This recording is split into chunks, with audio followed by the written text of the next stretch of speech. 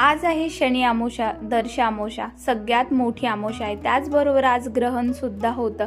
तर असं सकाळी सकाळी देवपूजा वगैरे केली, उंबरट्याचं सुद्धा हळदीचं लेपन केलं, कारण निगेटिव्हिटी वगैरे सगळी घराच्या बाहेर चालली जाते।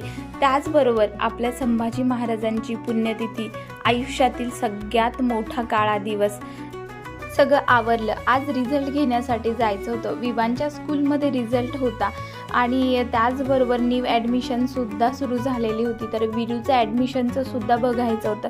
असं तयार झालो, मस्त स्कूलमध्ये पोहोचलो तर बघा सरस्वती मातेची किती सुंदर मनमोहक अशी मूर्ती आहे। त्याचबरोबर आपल्या गणेशाची सुद्धा खूप सुंदर मंदिर आहे स्कूलमध्ये।